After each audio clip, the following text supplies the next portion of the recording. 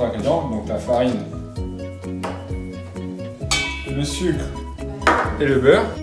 Et donc on va mélanger jusqu'à ce que tout soit bien incorporé. Donc soit on peut faire au batteur avec la feuille, ou soit on peut faire ça à la main dans un saladier.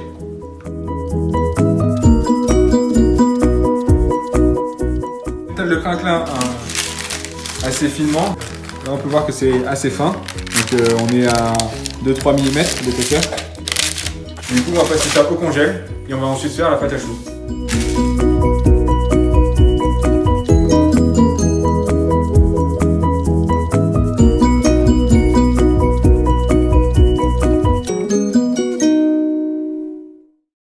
Pour la pâte à choux, on va d'abord faire bouillir l'eau, le sel et le beurre ensemble.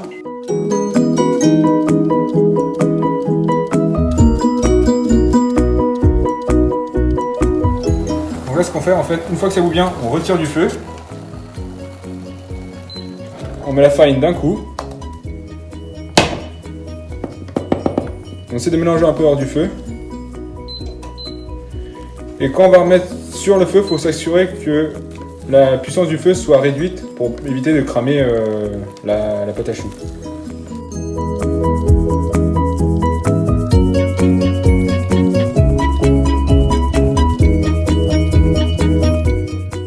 Là, je suis en train de dessécher la pâte à choux, donc il faut bien mélanger jusqu'à ce que la pâte soit complètement décollée de la casserole. Donc là, quand on mélange, on voit bien que ça accroche plus du tout. Donc là, le desséchage est fini. Et du coup, on verse tout là-dedans. Et comme on voit dans la casserole, il ne reste plus rien. L'appareil est desséché. On va rajouter les œufs. Donc au début, quoi qu'il arrive, on rajoute qu'un seul œuf.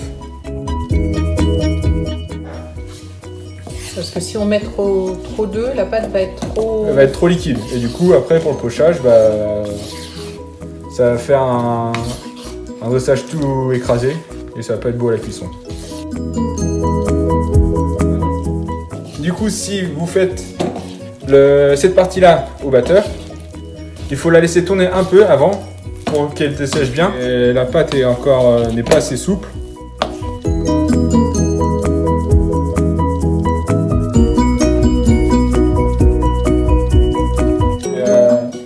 Normalement, quand on prend une partie de la pâte et qu'on prend la spatule, elle doit couler encore un peu, sauf que là on voit bien que c'est encore trop dense.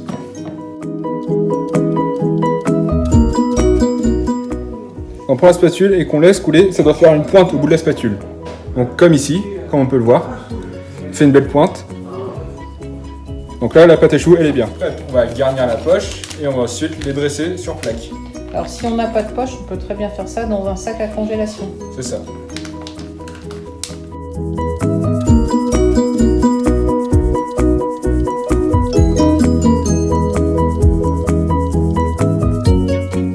Donc pour l'épaisseur, vous voyez c'est à peu près ça.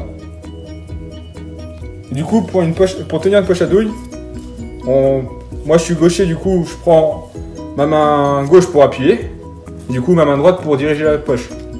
Du coup en fait on va tourner en haut pour que ça presse, et en bas du coup ce sera pour diriger la poche. Du coup pour dresser un chou, on va appuyer, et quand on a la taille voulue, on arrête et on coupe en tournant d'un coup sec.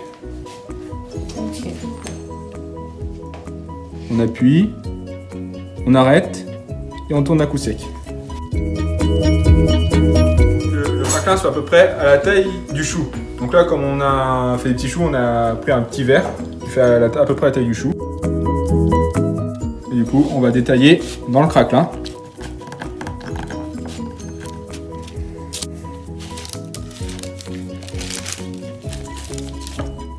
Et du coup, on va poser ça sur le chou. Comme ça.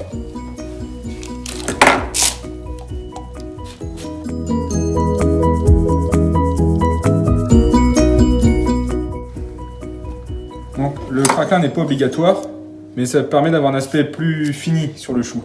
On peut aussi mettre du sucre grain. On peut mettre aussi du sucre grain pour faire les chouquettes. Les choux sont pochés et donc mis avec le craquelin. On va les mettre au four à 180 degrés. Et alors le truc par rapport à la vapeur. À la vapeur, donc, quand ça a développé et que ça a commencé à colorer, il va falloir ouvrir le four pour évacuer la buée. Et du coup, comme ça, on a des choux qui vont bien tenir et qui vont pas se ramollir après cuisson.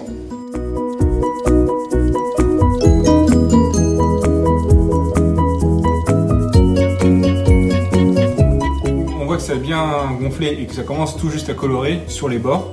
Du coup, ce qu'on fait, c'est qu'on va ouvrir le four pour évacuer toute la buée. Et après, on referme pour le reste de la cuisson. Et le temps de cuisson diffère en fonction des fours. Et ça peut aller de 20 à 30 minutes.